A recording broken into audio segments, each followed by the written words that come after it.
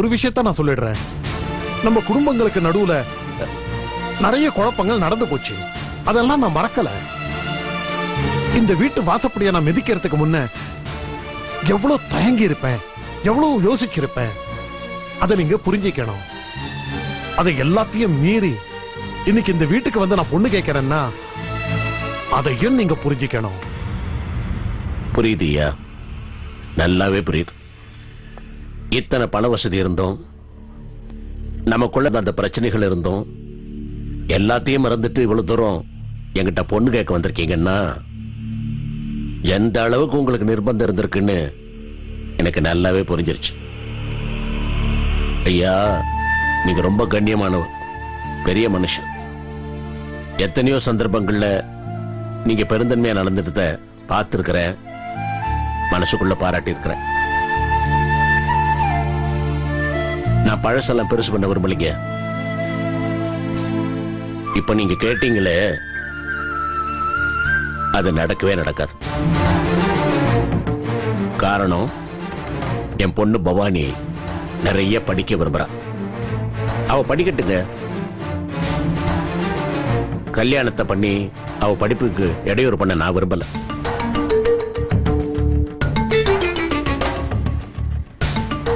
என்னோட மத்த பொண்ணுங்க விஷயத்துல நான் பண்ண தப்ப பவானி விஷயத்துல நான் பண்ண தயாரா.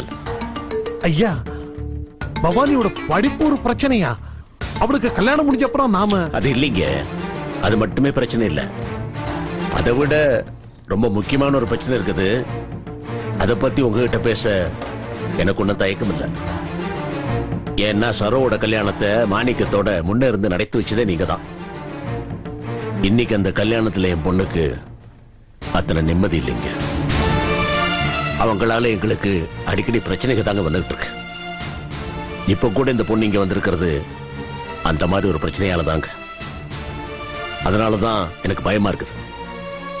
நீங்க போய் வீடு தேடி சம்பந்தம் பேச வந்திருக்கிறது அவங்களுக்கு தெரிஞ்சா இன்னொரு பெரிய பிரச்சனை ஒடிக்கு. விடுங்கய்யா, உங்களுக்கு இருக்கிற பணத்துக்கு வசதிக்கு உங்களுக்கு 1000 பொண்ணுங்க கிடைப்பாங்க. சரோ கல்யாணம் நீங்க முன்னறிஞ்சு நடத்தி வச்ச கல்யாணம். முன்ன பின்ன இருந்தாலும் தட்டு தடுமாறி அவங்க வண்டி ஏதோ ஓடிக்கிட்டு இருக்கு. அதை கெடுத்த பாவம் உங்களுக்கு வேண்டாம். அதுக்கு இல்லைங்க. வேண்டாம், விட்டுடு. இதுக்கு மேலையும் பேசி அவரை சங்கடப்படுத்த விரும்பல. சரிங்க, நாங்க வரோம். இருங்க, மோர் சாப்பிட்டு போங்க. வேண்டாமா? இருமா, கொண்டு வாமா. அப்புறம் கோவத்தினால போயிட்டேன்னு இருக்கும்.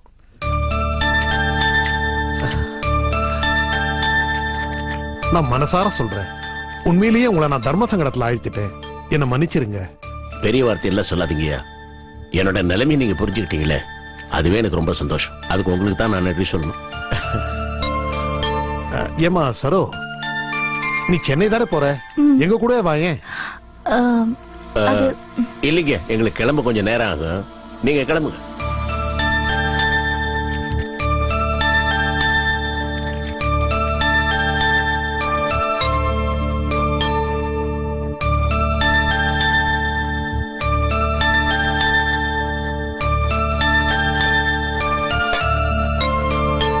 சரி, அப்ப நாங்க நல்லதுயா. வரேம்மா. வரோங்க.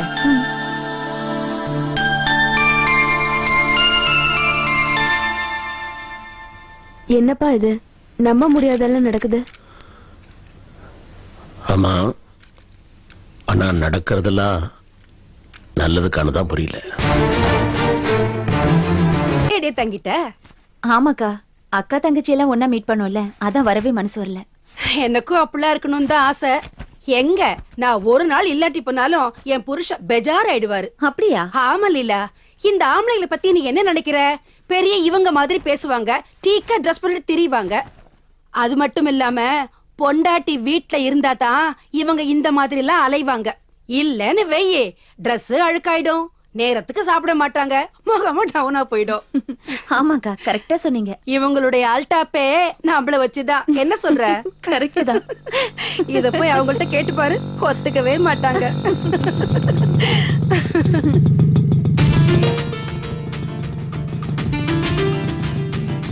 சரி லீலா, நான் கிளம்புறேன். சரிங்க.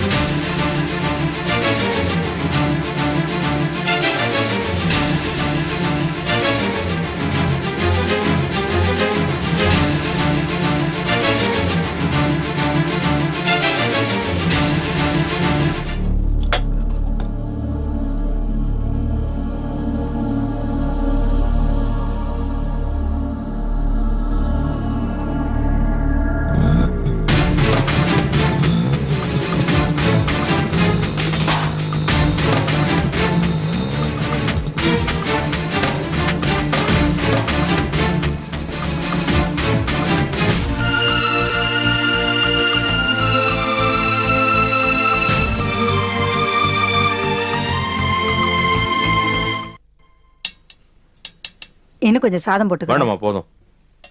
டேய், இன்னும் கொஞ்சம் போட்டுக்கப்பா. நாள் பூரா வேலை வேலைன்னு அலையிற. எப்பவும் இப்படி அணில் குறிக்கிற மாதிரி சாப்பிட்டா எப்படிப்பா? போதும்மா.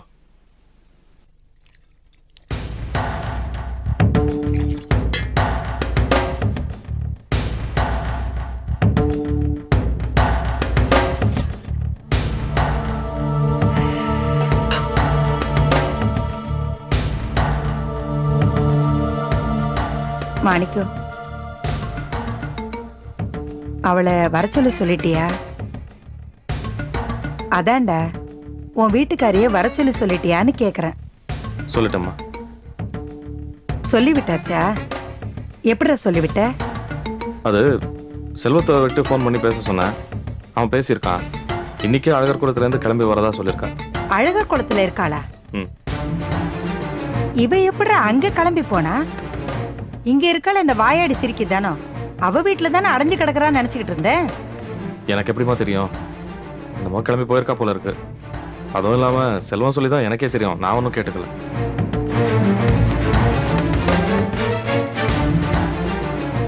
மாணிக்கம், என்னடா அம்மா இப்படி திரும்ப திரும்ப சொல்றாளேன்னு நினைக்காத. நீ கொஞ்சம் வீம்பாவே இருக்கணும்பா. ஏதோ கோச்சிட்டு போய் திரும்ப வந்திருக்காளே, நாம எதம் பதமா பேசுவோம்னு நினைச்சுதான் நீ யதார்த்தமா பேசுவ. ஆனா அவ அத சரியா எடுத்துக்கிற குணம் அவளுக்கு கிடையாது. தலை கிருன்னு ஏறிடுண்டா அவளுக்கு. நான் ஒண்ணு இத மனசுல வஞ்சகமா வச்சுக்கிட்டு சொல்லலப்பா. நீ இடம் கொடுக்காம இருந்தேன்னு வையே, அவ அடக்கமா இருப்பா. தப்பி தவறி நீ இடம் கொடுத்த, பழையபடி முருங்கை மரத்துல ஏற ஆரம்பிச்சிடுவா. அவ ஏதாச்சும் என்கிட்ட வம்பு பண்ற மாதிரி சொல்லிடுவா. நானும் சமயத்துல பொறுமை தாங்க முடியாம ஏதோ ஒண்ணு சொல்லிடுவேன். மாத்தி மாத்தி பேசி வீட்டுல வம்பு பிரச்சனைன்னு ஒண்ணு வந்தா அது ஓ நிம்மதியை தானடா பாதிக்கும். அதனாலதான் சொல்றேன். அம்மா விடுமா, அண்ணனுக்கு தெரியாதா? எதுக்கு நீ திரும்ப திரும்ப சொல்ற? அப்படி இல்லம்மா, வர வர எனக்கு இந்த வீட்டுல சண்டை சச்சரவுன்னு வந்தா ரொம்ப வெறுப்பா இருக்குமா. கூடிய மட்டும் வீட்டுல இருக்கவங்க நிம்மதியா இருக்கணும்னு நினைக்கிறேன். என்னடா சொல்ற மாணிக்கம்? சரிம்மா. இத பாரு மாணிக்கம், கடிவாளை எப்பவுமே உன் கையில தான்ப்பா இருக்கணும். அப்பதான் வண்டி கரெக்டா போகும். சரி, நான் கிளம்புறேன். என்னடா அதுக்குள்ள கிளம்பிட்ட? என்ன அவசரம்? தூங்கி எழுந்து போலாம்ல. இல்லம்மா, இப்போ போலன்னா நிறைய வேலை கெட்டு போயிடும். நான் கிளம்புறேன்.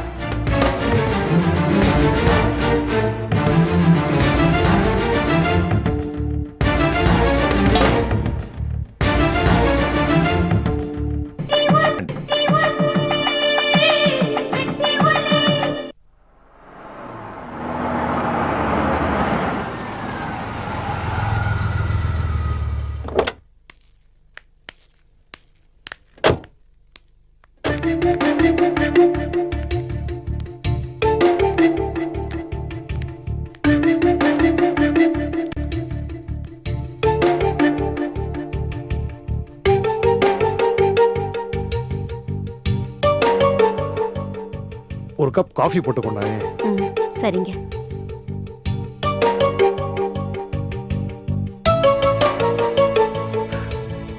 வா ரமேஷ்.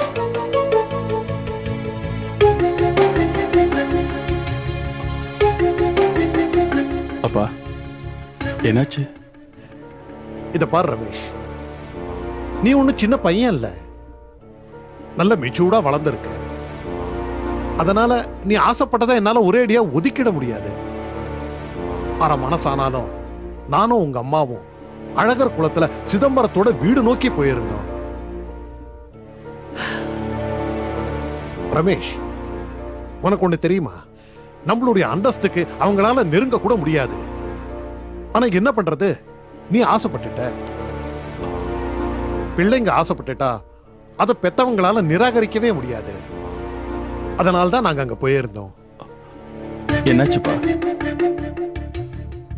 சிதம்பரம் ரொம்ப நல்லவரு. நடந்ததை எல்லாத்தையும் மறந்துட்டு வீடு தேடி போன நம்மள ரொம்ப மரியாதையா வரவேத்தாரு. நானும் வந்த நோக்கத்தை அவர்கிட்ட எடுத்து சொன்னேன். ரமேஷ், இது நீயும் பவானியும் சம்பந்தப்பட்ட விஷயமே இல்ல. சிதம்பரம் இத ரொம்ப தெளிவா சொன்னாருப்பா. உனக்கும் பவானிக்கும் கல்யாணம் நடந்துட்டா அப்புறம் மாணிக்க குடும்பம் அவங்களுக்கு எதிரியா மாறிடுவாங்க. ஏற்கனவே சரோவோட வாழ்க்கை ரொம்ப மோசமான நிலைமையில இருக்கு. இதுல உங்க 2 பேருக்கும் கல்யாணம் நடந்துட்டா அது அடியோட நாசமா போயிடும். அதனால நடத்த நினைக்கிற ஒரு கல்யாணத்துக்காக ஏற்கனவே குடும்பம் நடத்திட்டு இருக்கிற சரோவோட வாழ்க்கைய கெடுக்க விரும்பலன்னு ரொம்ப தெளிவா சொல்லிட்டாருப்பா.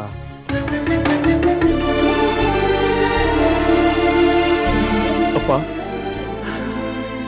சாரி ரமேஷ், அவரே இப்படி சொல்லும்போது நாம தான் என்ன செய்ய முடியும் சொல்லு? அப்பா, அந்த பொண்ண உயிருக்கு உயிரா. புரியுதுரா, நீ பழைய மாதிரி இல்ல, ரொம்ப மாறிட்ட. பழைய கோபம் பதட்டம் எல்லாம் போய் ரொம்ப மென்மையானவனா மாறிட்ட.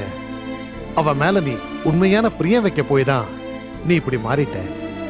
இல்லாட்டி இந்நேரம் கோபம் வந்து மூர்க்கத்தனமா நடந்துட்டு இருப்ப. உன் கண்ணில் வர கண்ணீரே அதை சொல்லுதுரா. நீ பழைய ரமேஷ் இல்லைன்னு.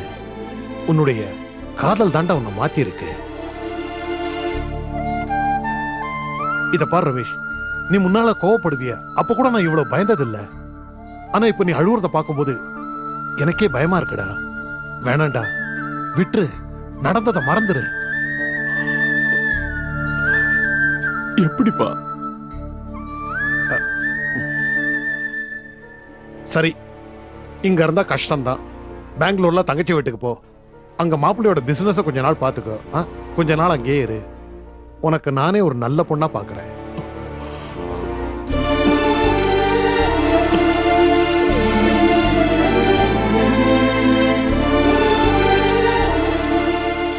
ரமேஷ், என்னடா அழறியா? அவளை மறந்துடுறா ரமேஷ்.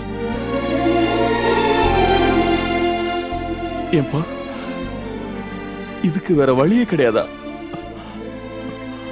இனிமே எல்லாமே அவ்வளவுதானா? ரமேஷ், இப்பதானேப்பா சொன்னேன், நீ ஒன்னும் சின்ன குழந்தை இல்ல. இத பாரு ரமேஷ், இந்த விஷயத்துல ஏதாவது ஒரு பிரச்சனை வந்தாலும் அதை நாம சுலபமா தீர்த்திடலாம். ஆனா ஏற்கனவே பிரச்சனைக்கு மேல பிரச்சனை பண்ணி அது பெருசா வளர்ந்து இன்னைக்கு வழிய மறிக்குதுரா. அதனால சொல்றேன், தயவு செஞ்சு உன் மனசு போட்டு குழப்பிக்காத. அதுல இருந்து வெளியே வர வழிய பாரு.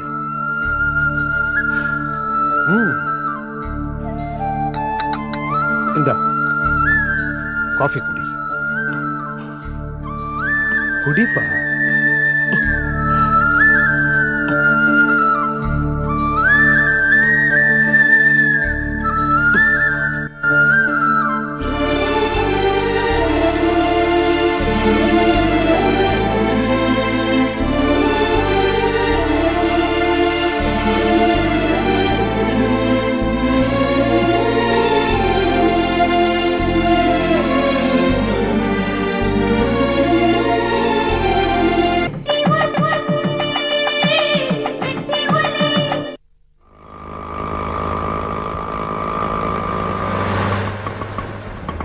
இங்கதான் நிறுத்துங்க.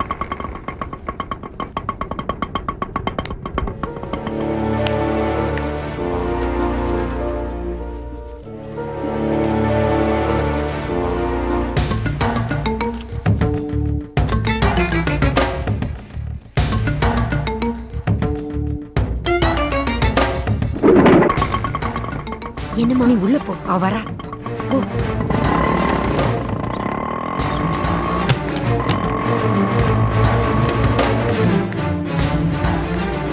ஆமா, இவ பெரிய மகாராணி.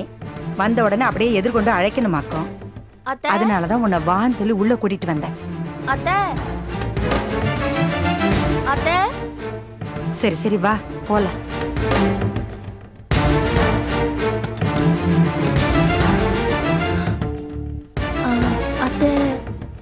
என்னடா பேராண்டி, இப்பதான் வழி தெரியுதா?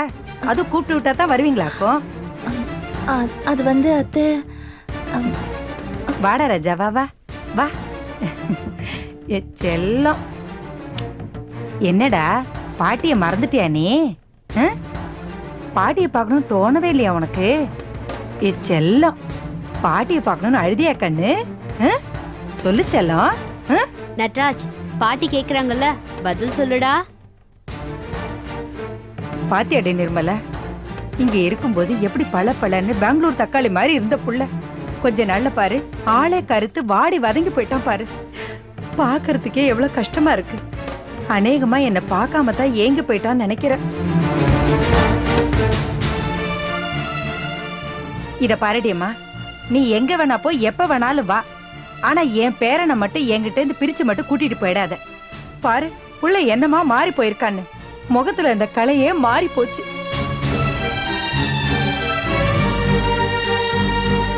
நீ எப்படி வேணாலும் போய்க்கம்மா. ஆனா என் பேரனை மட்டும் இங்க இருந்து இப்ப தூக்கிட்டு போன மாதிரி என்கிட்ட இருந்து பிரிச்சு கொண்டு போயிடாதம்மா.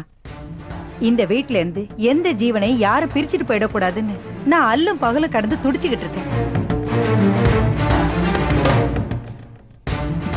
நடராஜா, என் கண்ணு நடராஜா,